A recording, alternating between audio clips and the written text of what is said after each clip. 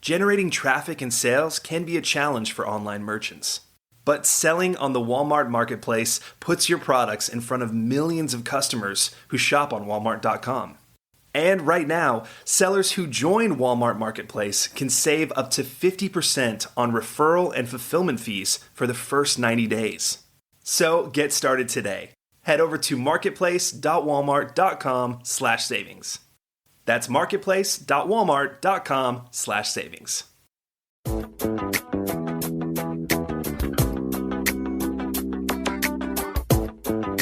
Welcome to E-Commerce Conversations, a weekly podcast focusing on e-commerce topics featuring interviews with prominent people in the e-commerce space.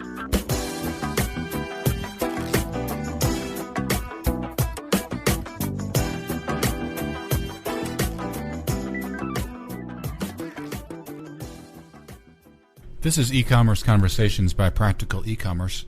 I'm Kerry Murdoch. The migration of retailing to online merchants is putting states in a bind. Their reliance on sales tax from local brick-and-mortar retailers means that as local sales lessen, so does the sales tax revenue from those transactions. Some of these states are now attempting to expand who is liable for sales taxes, and some states now say this includes companies with local internet affiliates. Our guest today, Oliver Roop, is the CEO of VigLink, an affiliate marketing company. He says targeting affiliates is wrong. He suggests another solution, and he's here today to discuss it. Well, Oliver, thank you for your time today. Well, thank you for having me. Oliver, we're here, as you know, we're here to discuss the affiliate nexus laws, the so-called affiliate nexus laws that the various states in the U.S. have been enacting or attempting to enact. Your company, VigLink, is in the affiliate marketing business.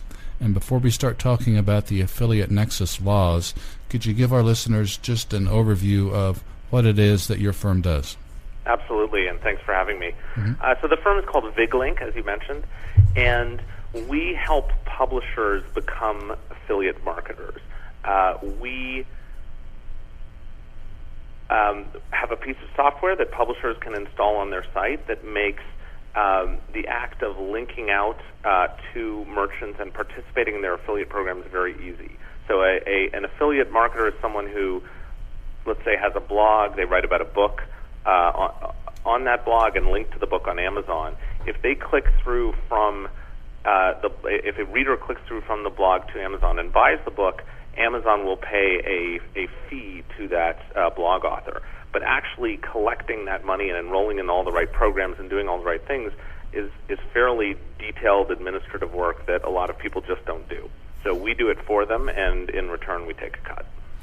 Now, our listeners, of course, are e-commerce merchants, mainly smaller e-commerce merchants. How does that fit into what they do? Give us an example of how an e-commerce merchant would use VigLink. So e-commerce merchants often have affiliate programs in order to promote sales, particularly the smaller ones. The way consumers hear about those products is publishers on the internet write about their products, promote them, and to incent that to happen, e-commerce merchants, pay fees, pay either what are called affiliate fees or advertising fees to those publishers for doing that, and it's done usually as a percent of revenue or a commission on sale. We make it much easier for those publishers to participate in those programs, so an e-commerce merchant can reach a larger number of publishers by using us. And in fact, to do so, all they need to do is turn VigLink on in the whatever affiliate network they use to manage their existing affiliate program. VigLink is a leader in its category of affiliate management, if I could use that term. Just give us a quick background before we start talking about the Nexus laws specifically. Just give us a little bit of history on your firm, when it was founded, funding sources, who owns it, that sort of thing. Absolutely. So the company was started in March of 2009 by myself, and we received some seed funding in June of 2009 from Google Ventures, from First Round Capital, and from a number of great angel investors like Reid Hoffman, who's the guy behind LinkedIn. The company is headquartered in San Francisco and has an office in Indiana. We employ a total of 18 people. The firm is owned by the investors and the employees and myself. In August of 2010, we actually bought one of our competitors called Driving Revenue, which is why we have an Indiana office. And to date, the firm has raised a total of $7.4 million. Okay. Thank you for that background. So last month we spoke. That was an enjoyable conversation that I had with you on the state's efforts to consider affiliates in those states to constitute Nexus for purposes of sales tax. That's kind of a mouthful to say, and it's kind of hard to understand. But give our listeners, explain what that means exactly, what that is, and what that means exactly, and how that impacts affiliate marketing in your business. Absolutely.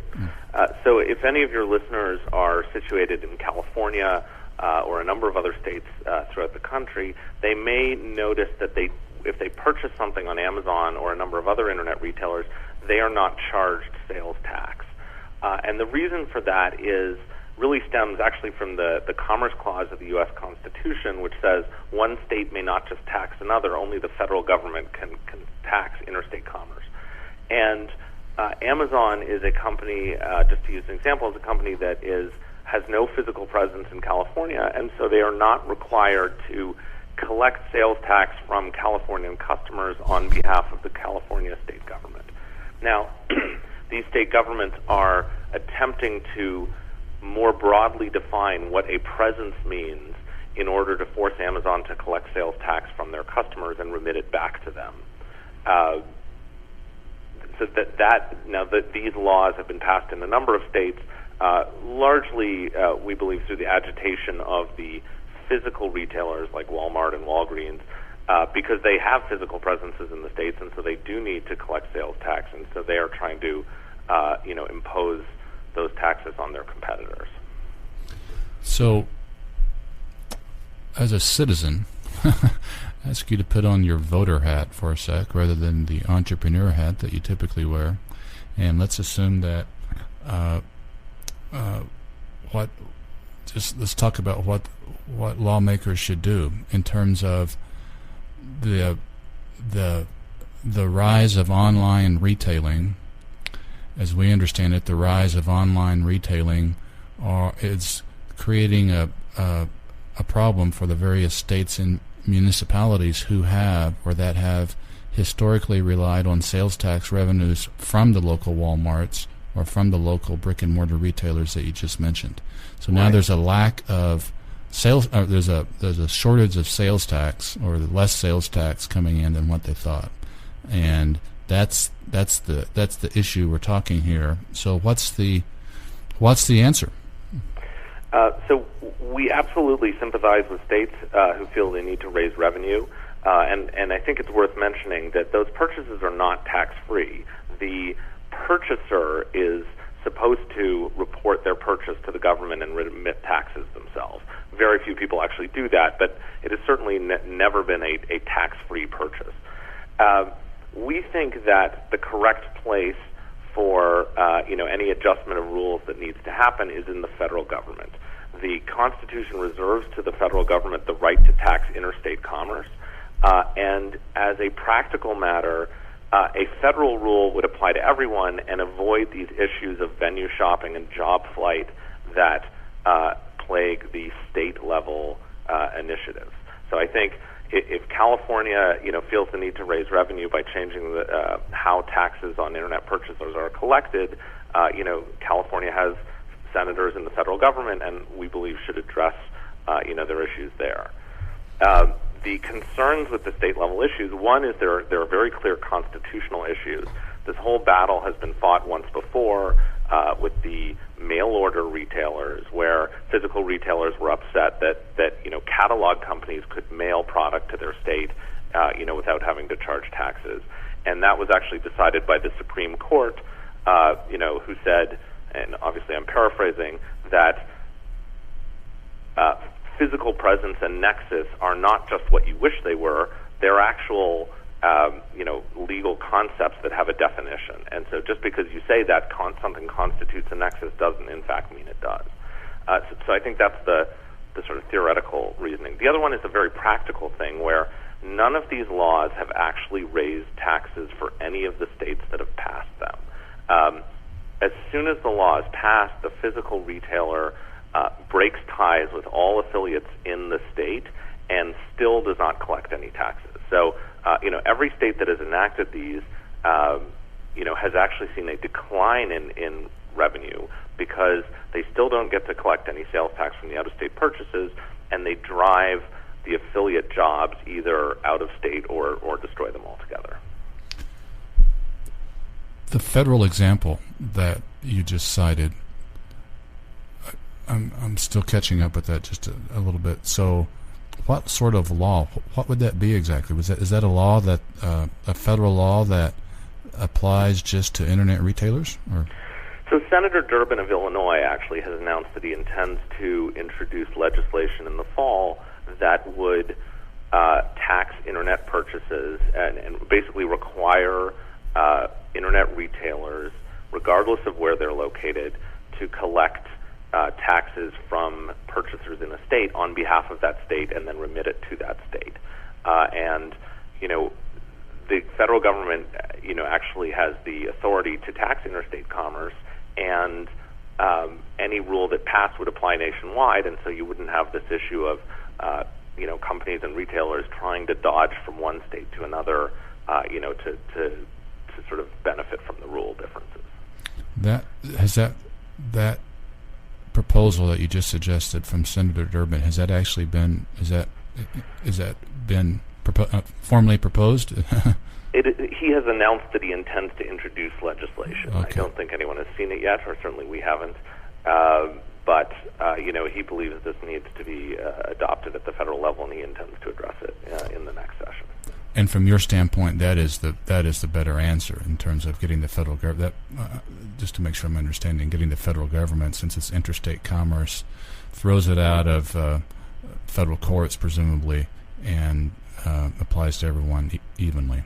Absolutely, and I'd say we have no position on that tax. I think that the idea that affiliates are somehow embroiled in the battle of whether Amazon should have to collect taxes, for remission to the states or not, that there's no reason we should be tied up in that fight. We think that if that they're really separate issues, and if the legislation is addressed at the federal level, then it will pass or not pass as that as that legislative process goes, and we will not be involved in it in any way.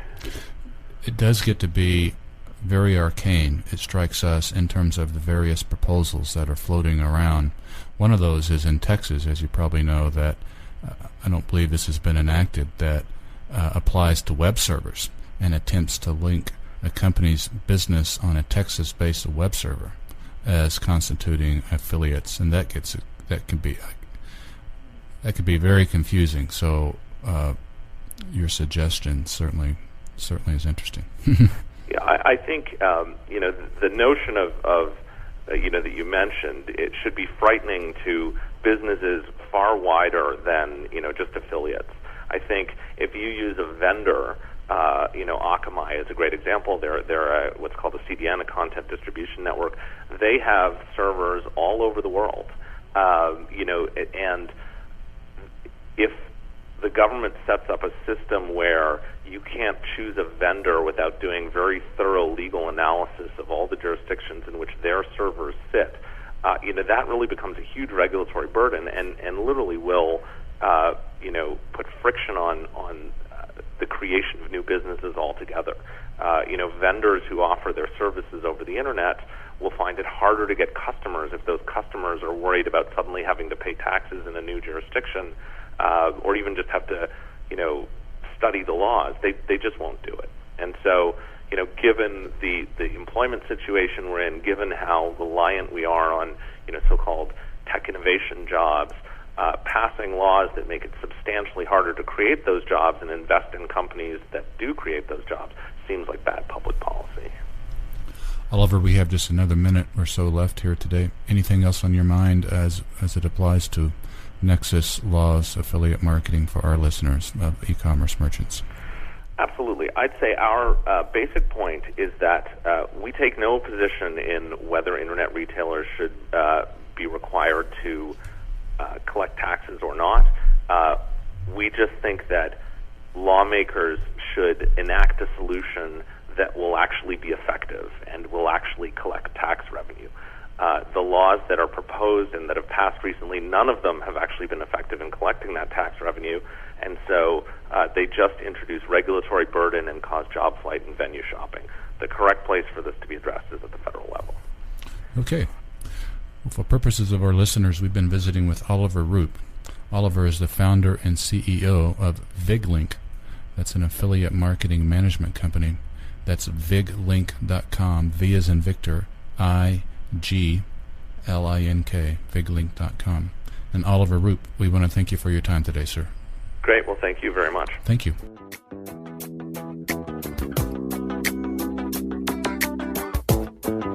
That's all the time we have for this week's e-commerce conversation. I hope you enjoyed it. Please tune in next week for another new episode.